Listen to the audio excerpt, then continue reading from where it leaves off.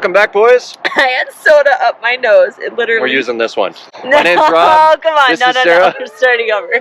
No, it's perfect. Let's go with it. No. We are showing you the biggest, dumbest thing we've ever purchased. This is a 2003 E450 Ford Shortie School Bus Conversion, and it's Skoolie! it's the cheapest one we found in the country. And the reason we bought this is because we YOLO'd on some land in southwest Colorado. Pre-built sheds at this altitude are actually pretty expensive because of the snow load ratings. Then I looked into just buying the materials myself and building the shed and making Sarah do most of the work. Putting me to work, yeah. Even that was really expensive. So this was a way to kind of basically justify buying another vehicle. And it kind of, I think it's going to work out. Before we get into this video, I do want to say I'm not going to trash the people who built this. Ray, love you. But people learn, okay? And it's okay to just dive into it and figure it out. And you're going to do better next time. I'm going to show you everything wrong with this, hopefully to help you build it better without making these mistakes. And we're going to talk about the potential as well. I mean, it's cool. It's school. Stay in it. And the only reason we know is because we've made these mistakes before, so there's that. Yeah, I mean, I've got a few decades of building dumb things under my belt, so, you know, this was a lot of work. So when I am talking about things, I don't want this to be insulting or demeaning. I mean, this is a lot of amateur work. Wow, no. No, that's what it is. It's just like, it's not a professional build. This is what someone built having no experience, okay? And that's also why it was cheap, so that's kind of why I bought it. If it was really nice and it cost 30 grand, I wouldn't have bought it, so. But a lot of TLC went into it, and I think a lot of potential, and it will be easier for us. We can just build off of that instead of having to construct from the ground up, which we're doing on a different project, and it's awful, so. Yeah, we'll show you everything wrong with the bus, and hopefully the next video will be fixing some of it. Oh, and one other thing, guys, if you came here for school buses, this channel hops around a lot. I mean, in the next few months, we're going to get into extremely high-speed death boats, and then maybe snowmobiles and land work. I mean, the ADD in this channel name is because I have ADD, and I just kind of hop around. So you've been warned. It will be entertaining. All right, let's get into this thing. All right, so this is a 2003 Ford E450 Shortie. Skoolie! And it has a 7.3 liter Power Stroke diesel, which is kind of one of the reasons I bought it, because this motor is kind of rad. It hasn't really had a ton done to it on the exterior other than the paint job. And the paint job, again, this is an amateur build, and I bought this bus for a reason, because I don't care, but you know, it's just, it wasn't prepped properly. I see brush marks in some spots, but I don't care, because this is a temporary movable building for us, not a show vehicle. So Plus, I love that it's green. Exactly, we're on the green team. Hey. They've left all the school bus mirrors, which I think I'm probably going to get rid of some of them and modify them because they're kind of obnoxious. I think just move them, because visibility in this thing was definitely an issue, but yeah, it wasn't particularly helpful because I wasn't looking for children right here. I needed to see further back. Not... Yeah, and when you're looking for something, it sucks to have like 9 different mirrors to look into. I'd rather have like 2, okay, or like 4 really good ones. So I think we might be doing that. One of the coolest things about this build is the ladder and the rack on it. I mean, a lot of this stuff, I'm going to show you what was wrong in this build, but the ladder and the rack are actually really awesome and well built. So I'll hop up there quick.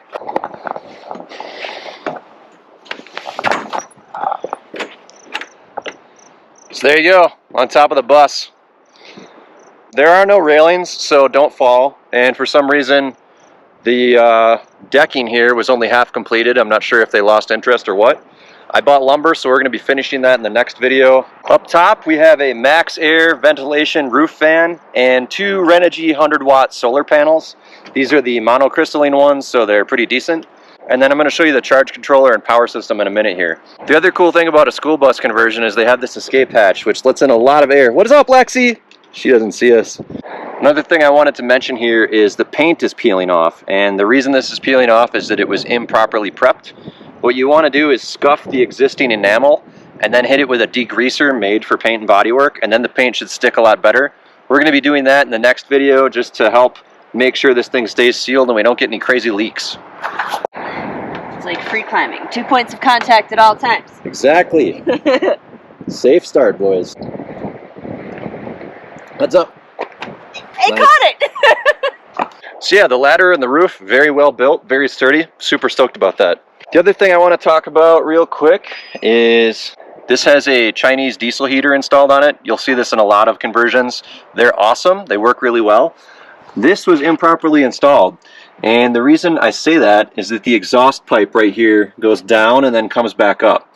So what's going to happen when you run this is condensation and moisture is going to build up and rot out this section of the exhaust pipe. What you want is for your exhaust to be facing downward. Here's the back. Just open it right here. Hi. What up, Wicket? Here's the tank for the diesel heater. I just have a bunch of random stuff in here. Back behind here is the power system. I'm not even sure that's going to show up on camera. There you go. We've got two 100 amp hour lead acid batteries and a Renogy MPPT solar controller, along with a 1500 watt inverter. Was this wired correctly? We'll get into that in a minute. Is it working right now? Yes. So we're going to mess with it later.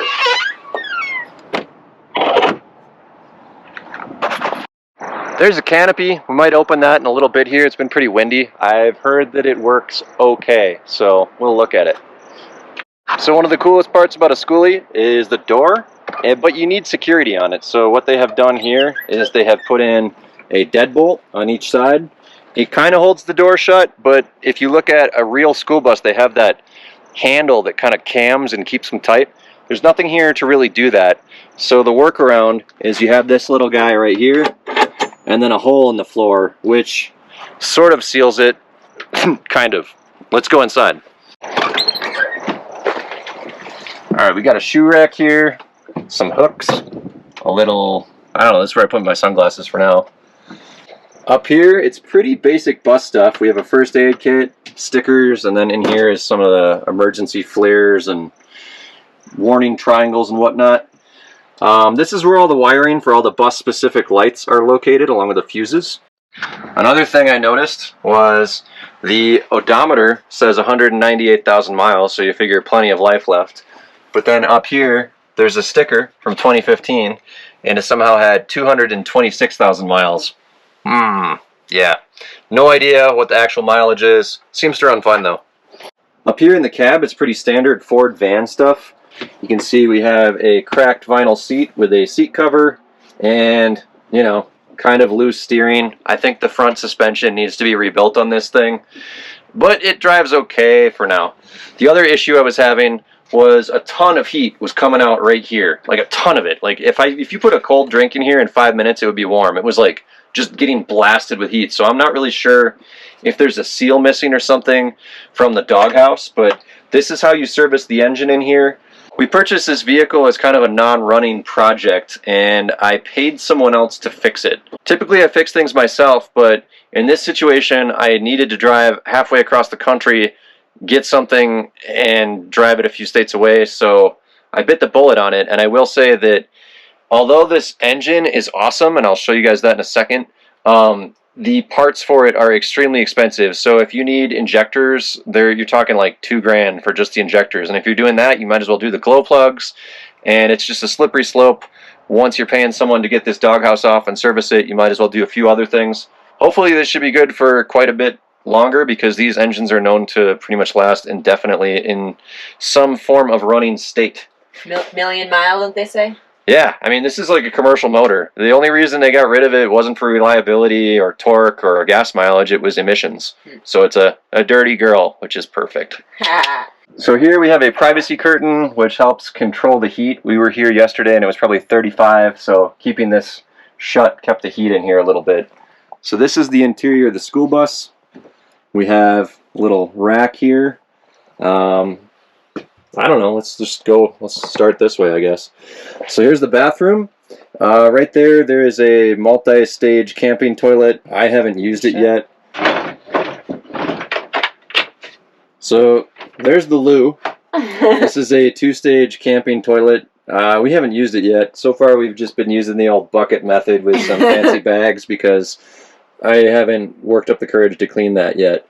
But in here, we have a little mirror, clothing rack, little storage for bathroom stuff in there, and a full-length mirror if you are going to go out on the town, I guess. What's interesting is that this isn't on a caster or anything. It's just they put this lock on it to lock it in place there or lock it in place when it's out. But by itself, it's just a piece of wood around it. So like to get it back, you have to a little bit. There we go.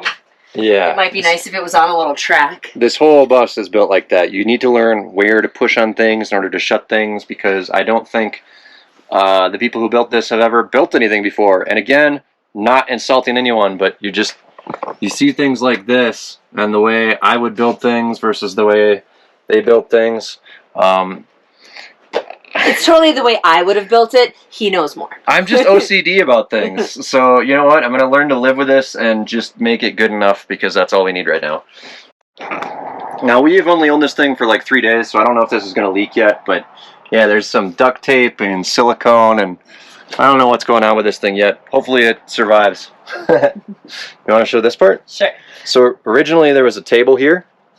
And little swivel table. They attached it with screws. You don't want to do that because screws don't really have a ton of strength, okay? You're just relying on a little bit of threads, and when you have a table out here and you lean on it, you get a ton of leverage.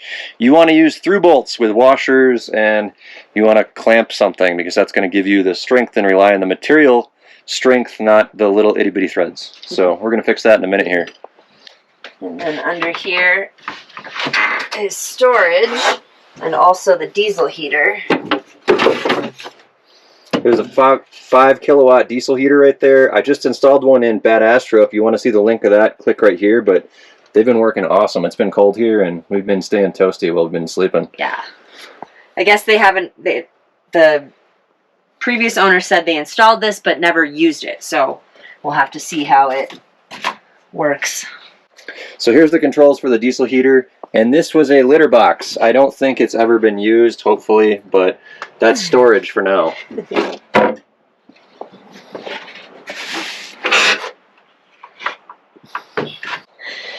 Instead of having some sort of handle on here, we were thinking about maybe just putting a hole through that we can put a finger in and lift it up.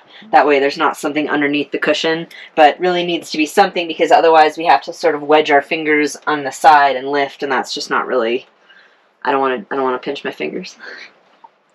So the previous owners built curtains for this thing. This probably worked fine in New Mexico, but at our altitude and elevation and climate here, we're going to need to probably come up with a better way, because that's going to be major heat loss on this thing in the winter. And we're so many windows. Yeah, and with single pane glass, you're talking like just letting your heat escape.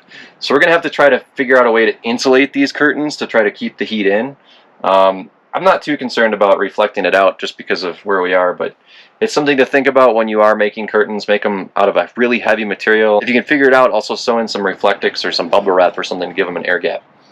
So here's the Max Air roof vent fan. This is just the manual one. It's fine. It's working off 12 volts, so you don't really need to click anything. So probably the biggest mistake in this build was the power system. The only thing is 12 volt in this whole bus are the fan, the water pump for the sink, and maybe that little fan over there. I think that's it. Mm-hmm. And everything else is running off of an inverter. So you have a couple outlets with built-in USB ports in them, but in order to even run the USB ports, you need to turn on the inverter. And so what you're doing there is you're starting with DC power in those big 12-volt batteries. You're converting that to AC with the big inverter, and you have a loss of power there. And then you're converting it back to 12 volts with an LED. So you're basically just wasting energy, and there's no way to do it. Like, there's no way to charge anything in here without turning on that inverter and sucking all your power. So what you want to do when you're building is you want to have two separate systems. You want an AC system hooked up to your inverter, but then you want as much of the build as possible running off 12 volts, because that's just going to be so much more efficient. Over here, really cool mural. I kind of want to work on this and make it a little punchier, but I dig the vibes of it. Very cool, man. So the bed is on this hinged platform with gas support struts, which is fine. It's what it is for now. I think originally they built it like a a couch that had a table and everything, and I think we might be doing that eventually because the Astro is honestly really comfortable to sleep in.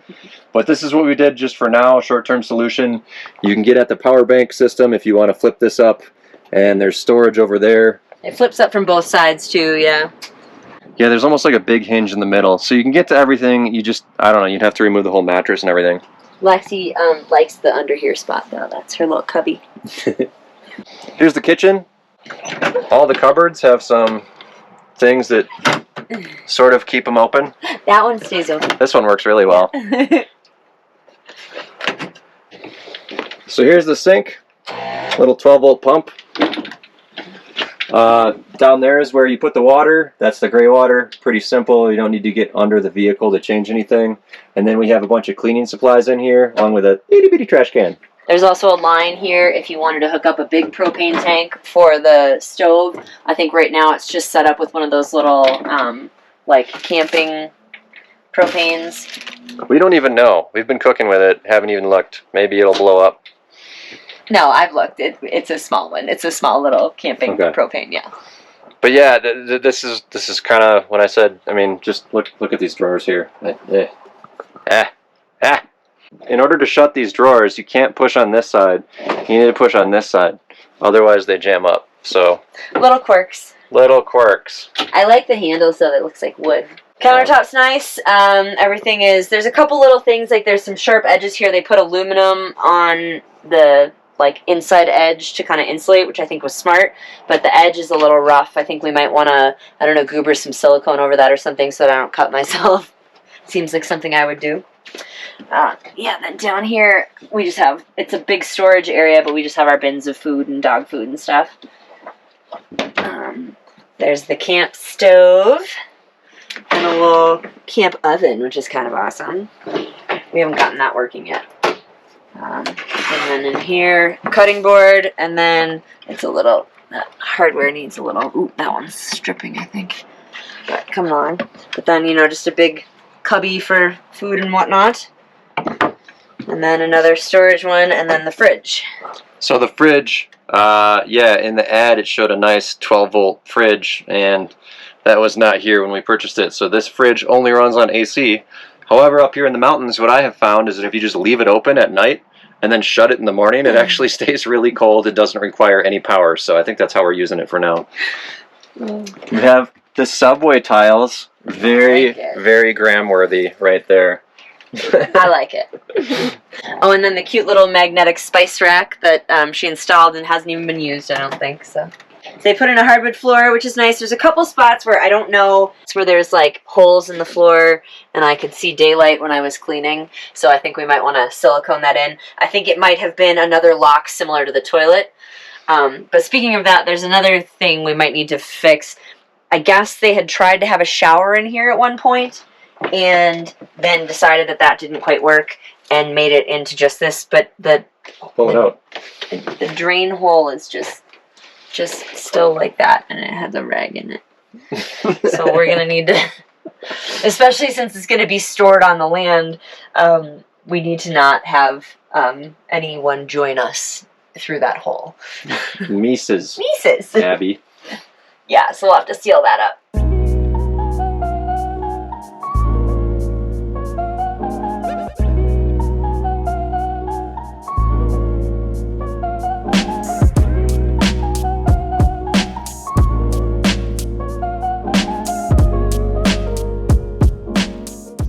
So anyway, this is the Karma Bus. That was its name before we owned it, and we're going to continue it. Karma Chameleon!